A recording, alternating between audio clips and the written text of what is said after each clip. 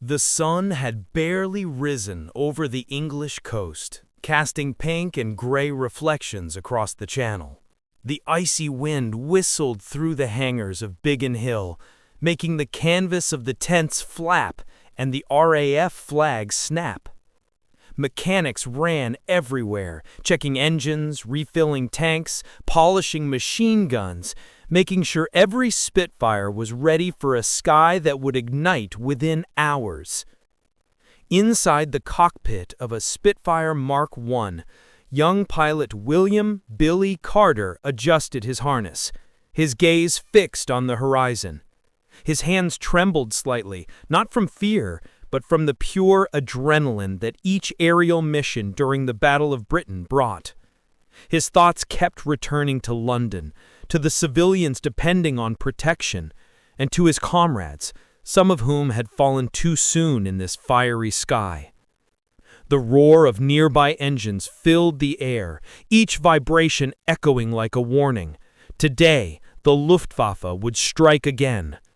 Billy took a deep breath, smelling the oil and hot metal. He remembered his instructor's words, "In this sky, every second counts. Every turn can save or kill you." Suddenly, the ground controller shouted over the loudspeaker, "Spitfires, alert! Messerschmitt formations heading southeast!" Billy felt his heart leap. He engaged the controls, adjusted his instruments, and watched the other Spitfires take off in tight formation. The sky, previously calm and bright, quickly darkened with low clouds, reflecting the looming threat. Every pilot knew this day could be their last, but none showed hesitation. As he climbed, Billy gazed down at the English coast disappearing beneath him. The cliffs, villages, and fields all seemed fragile and vulnerable to the approaching aerial assault. He felt both insignificant and crucial. A single pilot, yet capable of changing the course of the battle, defending an entire nation from his Spitfire. The first enemy silhouettes appeared, Messerschmitt Bf-109s emerging from the clouds, fast and deadly. Billy felt adrenaline surge through his body, muscles tensing. Every maneuver had to be perfect, every turn calculated. The sky was about to become a hell of metal, fire, and courage. The fight began. Spitfires and Messerschmitts collided in a deadly dance. Machine gun bursts, smoke trails, distant explosions, and the shouts of pilots filled the sky. Billy dived, banked, dodged, and fired, every second a fight between life and death. He saw colleagues fall, enemy planes explode, and the channel turn shades of red and gray. At every moment, he thought of London, his family, and his comrades. But in this blazing sky, there was only the present, the Spitfire beneath him, and the constant threat of a Bf-109 appearing behind him. Every decision, every shot could save or cost lives. As the sun rose higher, the sky became a moving battlefield with Spitfires twisting and turning at full speed, evading attacks and protecting British bombers. Billy felt fear and focus intertwine, fatigue mounting, but courage remained intact. He knew that every second of resistance, every Messerschmitt shot down, brought England closer to a hard-earned victory. When calm finally returned after hours of fighting, Billy and his comrades spotted London on the horizon, intact, despite the flames and smoke rising from some districts. Relief mixed with sadness. Many had been lost in the sky, but the courage and determination of the pilots had saved the nation for one more day. Billy landed his Spitfire on the runway at Biggin Hill, his body exhausted, but his heart full of pride. Each plane marked by the impacts of battle told the story of heroic combat. Every pilot was a silent hero. And as the sun bathed the runway in golden light, he knew the sky would burn again tomorrow, and he and his comrades would have to take flight once more, fighting for England again. The morning barely broke over Biggin Hill. The hangars were still shrouded in mist, and the air carried that familiar scent of heated metal, oil, and fuel, filling every corner of the base. Mechanics ran between the planes, adjusting engines, checking wings, cleaning Spitfire sights. Every detail mattered. Every second could mean the difference between life and death in the air. William "Billy" Carter settled into his Spitfire Mk1, the leather of his harness creaking under tension. He took a deep breath, feeling the familiar mix of fear and excitement that hit him before every mission. His mind was focused on the day's orders: intercept any enemy formation over southern England, protect London, and stay alive. The takeoff was a roar of engines. Billy felt the Spitfire vibrate beneath him, its wings trembling with every surge of acceleration. The other pilots in his squadron followed in tight formation, an aerial wall ready to confront the Luftwaffe. The English sky was gray, heavy with low clouds, but already marked by the silhouettes of approaching German bombers and fighters. The first skirmish took place over the coast. Messerschmitt Bf-109s and Heinkel HE-111s emerged from the mist like specters. The Spitfires dove to meet them, twisting and turning with a precision that blended rigorous training and pure instinct. Tracer rounds drew bright lines across the sky, explosions made the air tremble, and every pilot felt adrenaline spike to its maximum. Billy soon found himself facing a Bf-109 diving at full speed. Every movement was calculated: turn left, climb sharply, fire at the perfect moment. The machine guns spat a burst of fire, illuminating the enemy aircraft's fuselage. The resulting explosion shook the Spitfire, and Billy felt a mixture of pride and fear. He had survived a deadly duel. But there was no time to savor victory. Another formation of German fighters appeared behind them, and the sky became total chaos of smoke, fire, and metal. The Spitfires executed tight turns, dives, and improvised loops, each trying to protect comrades and neutralize threats. Every second could be the last. At a critical moment, Billy spotted his friend and wingman George Thompson in trouble. His Spitfire was smoking, hit by enemy fire.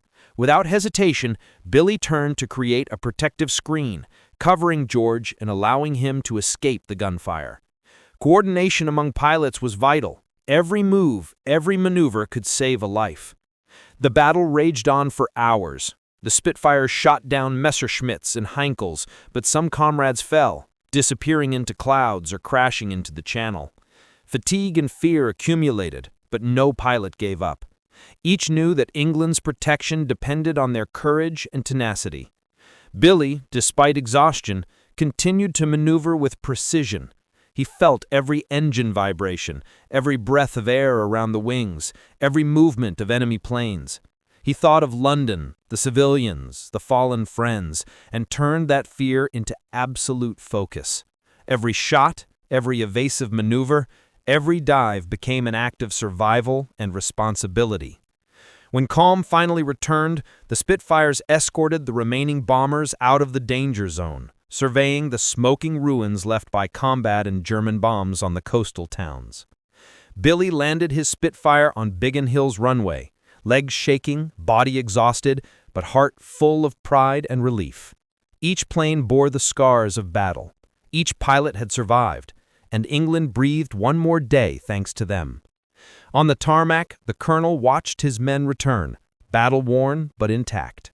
Billy's face, blackened with soot and sweat, reflected the gravity of the day and the importance of every action. Losses were visible in every gaze, but the Spitfire's tenacity and courage had triumphed over the Luftwaffe. For now. Night fell over Biggin Hill. Billy gazed at the orange sky, the clouds still tinged with smoke and streaks of bullets. Tomorrow, the battle would resume, but tonight they had survived. Tonight, they were still the guardians of the English sky, ready to face another wave, to fly again, and to protect their country against anyone daring to challenge their homeland. Dawn rose over Biggin Hill with a peculiar heaviness. The sky hung low, weighed down by gray clouds, and the wind howled with unusual intensity, making the RAF flags flap and shaking the hangar tarpaulins. The air was thick with the smell of fuel, hot metal, and oil, each breath a reminder of the impending battle.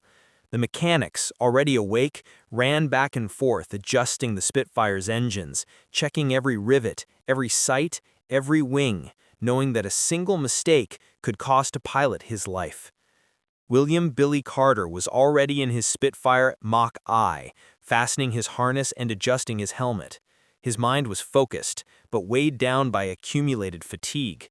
The day before, he had survived a fierce aerial fight, seen comrades fall, and watched German bombers explode over the channel. Each memory returned with renewed intensity: the fear, the adrenaline, the roar of engines, the flash of machine gun fire. But today, he had to fly again, protect London, and face the Luftwaffe. The radar controller shouted the alert. A massive formation of enemy bombers and fighters was heading toward the capital. The Spitfires took off in a precise choreography, a roar of engines tearing through the morning mist. Billy felt the plane vibrate beneath him, each wing trembling with the engine's rhythm. He thought of his comrades and the civilians below, turning his fear into absolute focus. As soon as they reached the channel, the sky changed. Messerschmitt Bf-109s and FW-190s emerged from the mist, fast and precise, diving toward the Spitfires like predators. The first skirmish erupted. Billy twisted sharply, narrowly avoiding a burst of fire that whistled past him. Tracer rounds lit the gray sky. Enemy planes dived and turned, and chaos reigned in every cloud, every ray of light. Billy remembered the instructions: protect the bombers, neutralize the fighters, stay in formation. But in the heat of combat, those words seemed almost impossible to follow. Every second was a fight for survival. A Bf-109 dove toward a bomber, and without hesitation, Billy turned to intercept, firing point blank. The German plane exploded in a ball of fire, leaving a trail of black smoke behind. Yet the victory was short-lived. An entire squadron appeared behind them, attacking in coordination. Billy felt fear rising in his throat, but he focused, each movement calculated. Tight left turn, rapid dive, precise fire, cannon evasion. He heard the radio communications of his comrades, shouts, warnings, but every word seemed drowned out by the roar of engines and the whistle of bullets. He spotted George Thompson, his friend and wingman, in trouble. His Spitfire was smoking, one engine failing. Without hesitation, Billy turned to create a protective screen, shielding George and allowing him to rejoin the formation. Seconds stretched. Every decision could save a life or cause disaster. Billy felt fatigue, cold, and adrenaline mix in an overwhelming wave, but responsibility kept him from yielding to fear. As the battle continued, Billy watched British bombers drop their payloads over strategic zones. The destruction on the ground was massive, but the precision of the Spitfires had spared London's most densely populated areas. Every explosion, every plume of smoke, every fire told the story of a city under pressure, a nation fighting, and brave men flying above the chaos. Later, in a brief lull, Billy noticed the tactical coordination among the pilots. Some positioned themselves to cover blind spots, others attacked in dives to confuse the enemy.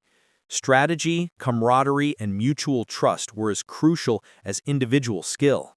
He felt deep admiration for his comrades, each ready to risk their life to protect the others. But the battle never stopped. A heavy enemy bomber was hit, spiraling down toward the channel. German fighters tried to escort it, and Billy had to intervene once more. Tight turns, vertiginous dives, precise fire. He fought with life and death in every move. Seconds stretched like hours, and the sky was a moving chaos of smoke, flames, and metal. Finally, after hours of relentless fighting, the enemy formation began to disperse. The Spitfires, battle-worn, had repelled the assault, and London remained intact. But the cost had been high. Several pilots had fallen, planes had been damaged, and the shadow of fear still lingered. The return to Biggin Hill was marked by a heavy silence. The Spitfire's engines hummed softly in the evening mist, and each pilot reflected on the day's events. Billy landed his plane, exhausted, his body trembling, but his heart filled with pride and relief. Every aircraft bore the marks of combat, Every pilot was a silent hero, and the nation could breathe one more day thanks to them. As night fell, Billy lingered near his Spitfire, gazing at the orange sky and the clouds tinged with smoke and streaks of bullets. Tomorrow the battle would resume, but tonight they had survived, and London, for now, was protected by the bravery and courage of the Spitfires. The English sky was covered with a dark gray mantle as Billy Carter and his squadron took off for their third consecutive mission. Low clouds formed menacing curtains, and the cold wind, laden with sea spray, whistled through the cockpit instruments. The Spitfires, lined up on the runway at Biggin Hill, seemed ready to dive into an aerial hell, each plane glinting in the diffused dawn light, scarred by previous battles. Billy adjusted his harness, fixed his sights, and took a deep breath. The tension was palpable, but determination outweighed fear. The previous day's battle had been intense, and today the pilots knew the Luftwaffe would strike even more massively. Every minute counted. Every decision could be fatal. When ground control declared the alert, the engines roared almost simultaneously. The Spitfires climbed into the sky, forming a tight line, ready to intercept enemy bombers before they reached the English cities. Billy felt his heart race, his eyes scanning the horizon, anticipating the slightest movement. Soon, the first silhouettes appeared in the mist, Messerschmitt Bf-109s diving at high speed, accompanied by heavy, imposing Heinkel He-111 bombers. The battle erupted instantly. Billy twisted sharply to evade a burst of fire that passed just meters from him. Tracer bullets drew arcs of light across the sky. Explosions lit up the dark clouds, and the roar of engines and machine guns filled the air like unending thunder. He saw his comrades fighting fiercely, turning and diving to protect the British bombers. The sky seemed to twist around him, a moving chaos where every instant was a struggle for survival. Billy fired on a Bf-109, watching it burst into flames before plunging into the channel. But behind him, another fighter appeared, ready to exploit the slightest mistake. Radio communications crackled, filled with shouts, warnings, and encouragements. "Watch your blind spot! Cover me! They're behind us!" Every message underscored the urgency and fragility of the situation. Billy responded instinctively, his eyes glued to the sky, his hands mastering every control with precision.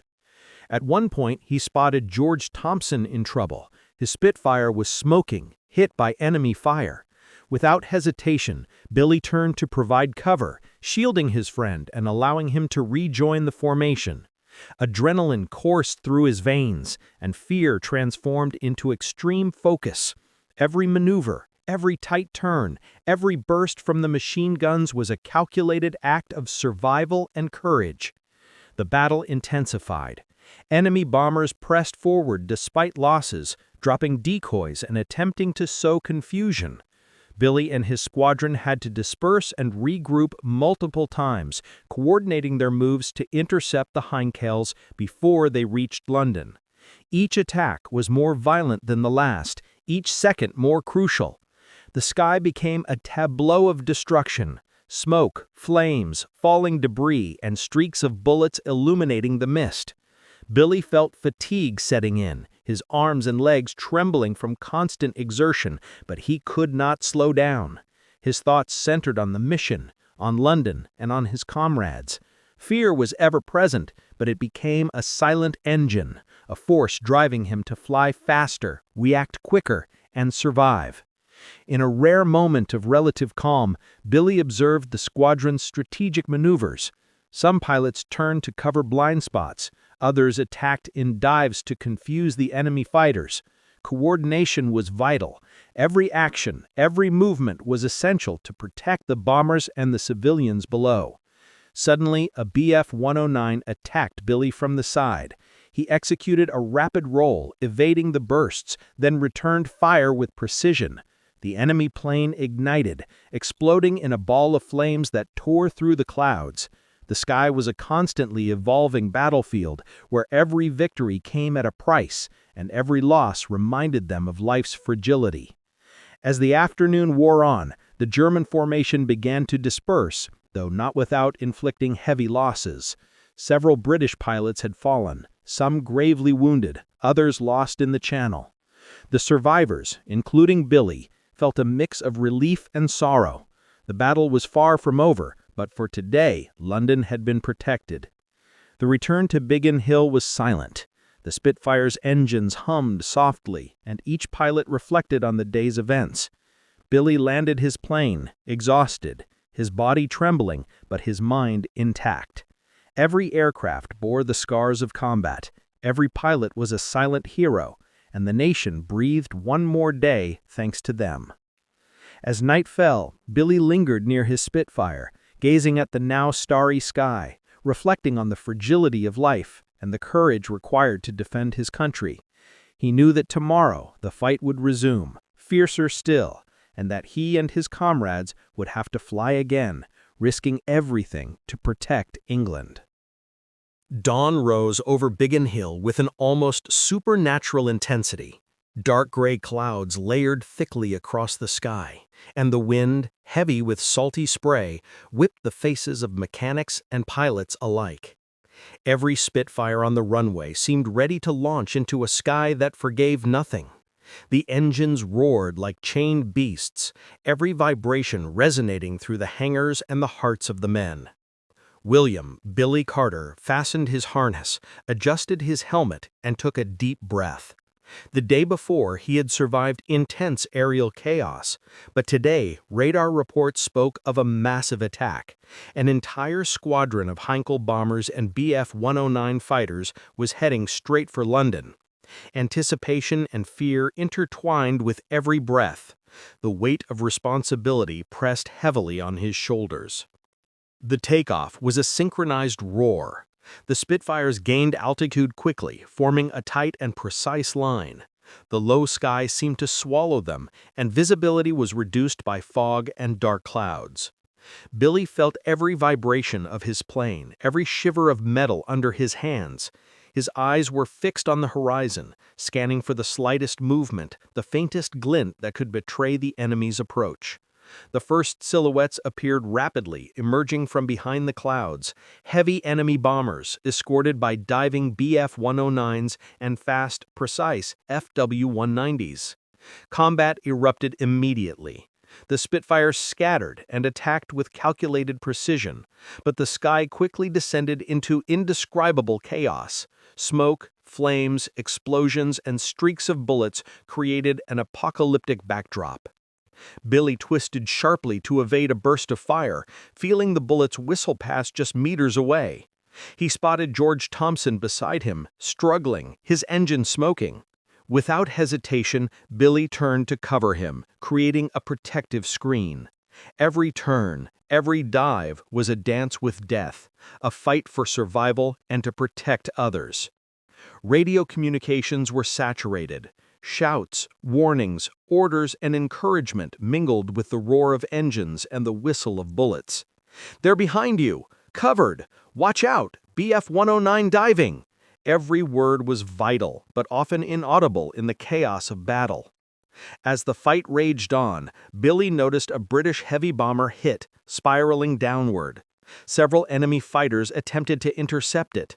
Billy made a rapid decision, turning sharply and firing on the Bf-109s with precise aim. One enemy plane burst into flames, but the bomber continued its descent, damaged. Every victory seemed partial, every success carried a price. The battle raged on for hours. The Spitfires shot down enemy fighters, but many comrades fell. Fatigue, cold, and adrenaline intertwined in an overwhelming mix. Billy felt his arms and legs trembling from the constant exertion. His thoughts were a blend of fear, courage, and responsibility. Every fallen pilot a reminder that the smallest mistake could be fatal. In a critical moment, Billy found himself surrounded by 3 Bf-109s. His maneuvers were instinctive: a tight roll, a rapid dive, precise fire. He shot down one fighter, evaded the second, and his Spitfire brushed past the third, leaving flames and smoke in its wake. The sky had become a moving battlefield. Every instant was a question of life or death. Coordination with the squadron became crucial. Some pilots turned to cover blind spots, others attacked in dives to disorient the enemy. Strategy and camaraderie were as vital as individual skill. Billy felt a profound admiration for his comrades, each risking his life to protect the others and London. Afternoon approached, and the battle reached its climax. German bombers tried to reach London's districts, dropping their payloads despite the Spitfires' relentless fire. Billy and his squadron intercepted several attacks, shooting down bombers and fighters, but many British pilots had fallen. Pain and grief mingled with pride and determination.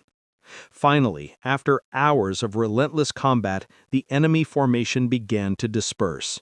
The Spitfires, exhausted and battle-scarred, had repelled the assault and protected the city. But the cost had been high. Mechanics inspected the returned planes, noting bullet and machine gun impacts, repairing damage to ensure the Spitfires would be ready to fly again tomorrow. Billy landed his Spitfire on Biggin Hill's runway, his body trembling, hands numb, but his heart swelling with pride. He looked at his comrades, some weary, others silent before the loss of a friend or brother in arms. The battle had been fierce, but London had survived, and every pilot had contributed to this fragile victory. As night fell, Billy lingered near his Spitfire, gazing at the starry sky. The night breeze still carried the smell of fuel and smoke. Tomorrow the fight would resume, fiercer, more dangerous, but for now they had survived, and London, thanks to the courage of the Spitfires and their pilots, breathed one more day.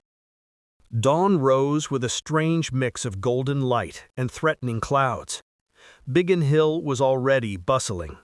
Mechanics ran between the Spitfires, adjusting engines, checking every wing, every machine gun, every rivet. The air was heavy with tension, and the smell of fuel mingled with the fear and adrenaline of the pilots. Today, radar reports warned of the largest German attack since the beginning of the Battle of Britain. William "Billy" Carter settled into his Spitfire Mk1, carefully fastening his harness. His mind oscillated between fear, fatigue, and determination. The combats of previous days had left their mark, but he knew that every minute in the sky could decide the fate of London and its people. The losses of his comrades weighed heavily on him, yet the responsibility to protect the capital and its citizens drove him to fly once more. The takeoff was a metallic roar. The Spitfires quickly gained altitude, forming a tight line. The sky, heavy with clouds and fog, seemed ready to swallow them whole. Billy scanned the horizon, observing every glint, every shadow that could signal the approach of the enemy. Soon, the first silhouettes appeared. Squadrons of Messerschmitt Bf-109 and Heinkel He-111, accompanied by fast and aggressive Focke-Wulf FW-190s. Combat erupted instantly. The Spitfires broke formation and attacked with calculated precision, but the sky quickly descended into indescribable chaos. Explosions, smoke, flames, and streaks of bullets created an apocalyptic backdrop. Billy performed tight turns, rapid dives and rolls to evade fire, each maneuver demanding absolute focus. He fired at a Bf-109, which burst into flames and plunged into the English Channel, but more fighters appeared behind him. At a critical moment, he spotted George Thompson in trouble, his Spitfire smoking and damaged. He immediately turned to cover his friend, firing at enemy fighters and guiding George toward a safe passage.